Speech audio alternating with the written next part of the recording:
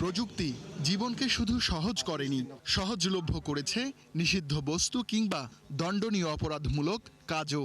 এই যেমন কম্পিউটারের কিবোর্ডে অনলাইন বেটিং লিখলেই চলে আসে জুয়া বা বাজি ধরার অসংখ্য উপায়।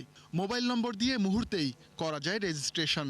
এই অনলাইন জুয়া ব্যাধির মতো ছড়িয়ে পড়েছে দেশের আনাচে কানাচে, যার ফাঁদে পড়ে নিঃস্ব হচ্ছেন হাজারো মানুষ। একটা সময় জুয়া বলতে বোঝানো হতো কার্ড, হাউজি, তিন পাত্তির মতো খেলা। তবে জুয়ার বড় আসর এখন অনলাইন মাধ্যম। ক্রিকেট, ফুটবল সহ জনপ্রিয় খেলার বড় প্রতিযোগিতা শুরু হলেই জমে ওঠে এসবের আসর, যদিও তা নিষিদ্ধ বিদ্যমান আইনে।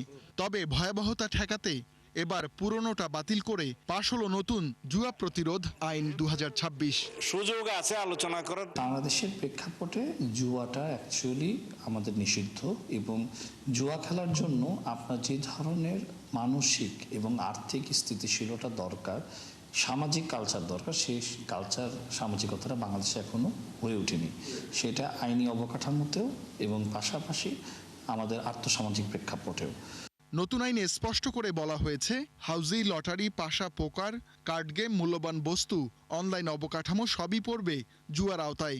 অন্যদিকে আয়কর আইন 2023-এর 118 ধারায় বলা হয়েছে, লটারি, শব্দজট, কার্ড গেম, অনলাইন গেম বা এ ধরনের যে কোনো খেলায় বিজয়ীকে অর্থ দেওয়ার সময় 20% উৎসে কর কেটে রাখতে হবে, যা চলতি অর্থবছর বাড়িয়ে 25% করা হয়েছে। দুটি আইনই পাশ হয়েছে সংসদের চলতি অধিবেশনে, যার সমালোচনা করেছেন এই বিশ্লেষক। একদিকে বেআইনি ঘোষণা করেছে, একদিকে এটার জন্য ট্যাক্স বাড়িয়েছে। তা আমি আশ্চর্যিত নই, কারণ আমাদের আইনগুলো প্রয়োগ হয় না দুর্ভাগ্যবশত। পরবর্তীতে আইন করার পর যদি তাদের দৃষ্টিতে আসে যে অন্য আইনের সাথে এটা সাংঘর্ষিক, তাহলে সেই সংঘর্ষটা দূর করা উচিত তাদের। এটাই হবে কাঙ্ক্ষিত। সুজন সম্পাদকের পরামর্শ, জুয়া বন্ধে আরও কঠোর হওয়ার। এক্ষেত্রে প্রযুক্তি যথাযথ প্রয়োগের পক্ষেও তিনি, যদিও সক্ষমতা নিয়ে প্রশ্ন প্রযুক্তিবিদদের। প্রযুক্তি ব্যবহার করে এটা বন্ধ করতে পারে কিনা, তারা যদি প্রযুক্তি ব্যবহার করে বন্ধ করতে পারা তো উচিত। আমি মনে করি তাদের এটা ব্যবস্থা করে নেওয়া উচিত।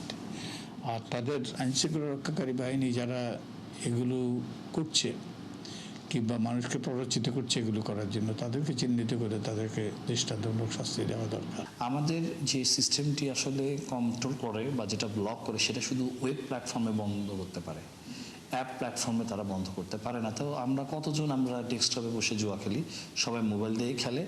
কারণ হচ্ছে যে মোবাইলের যে অ্যাপ্লিকেশন নামালে পরে একটা এক্সটার্নাল ভিপিএন তৈরি হয়, ভিপিএনের আইপিগুলো অনেকভাবে ক্লাস্টারিং হয় বিধায় আমাদের গেটওয়ে সেটাকে অ্যালাউ করে ফেলে প্যাকেট। অনলাইনে জুয়া খেললে নতুন আইনে সর্বোচ্চ শাস্তি 5 বছরের জেল অথবা সর্বোচ্চ 1 কোটি টাকা জরিমানা অথবা উভয় দণ্ড। রুহুল আমিন, 71, ঢাকা।